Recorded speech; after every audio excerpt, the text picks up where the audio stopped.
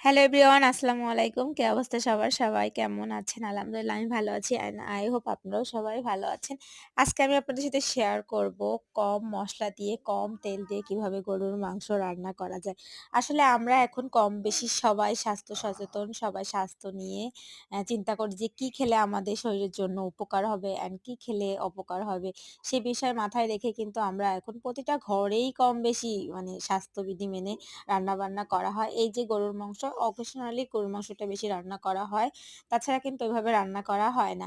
কিন্তু এই যে কম মসলা দিয়ে কম তেল দিয়ে রান্না করতেছি তাই বলে কি এটা খাওয়া যাবে না? অবশ্যই খাওয়া যাবে। রান্না-বান্না হচ্ছে একটা আ আর্ট সো পাকা হাতে রান্না করলে কম মসলা দেন কিংবা কম তেল দেন রান্না কিন্তু ইয়াম্মি হবে।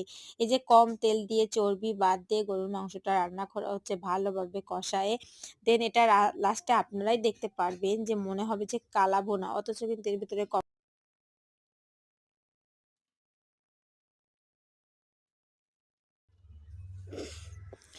রান্নাবান্না বরাবরই আমার ভাল লাগে। আর ও যখন রান্নাবান্না করতেছিল তখন চারিদিকে এত সুন্দর একটা অ্যারোমা ছিল। মানে কি বলবো আমি নিজেই পাগল হয়ে যাচ্ছিলাম যে এত সুন্দর রান্না। আর যখন এটা রান্না কমপ্লিট হলো তখন তো খেয়ে ও মাই গড রিভিউটা আমি আপনাদের অন্য ভিডিওতে দেখাবো কেমন হয়েছে।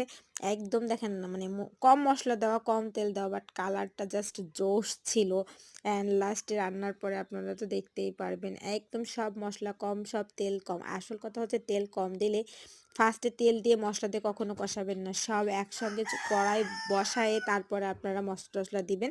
তাইলে হয় কি কড়াইর নিচে তলা ধরে যাবে না। এই দেখেন আস্ত রসুন দিয়ে আমার রান্নাটা কমপ্লিট হলো। তো কেমন হয়েছে অবশ্যই আমাকে কমেন্টে জানাবেন। আল্লাহ হাফেজ।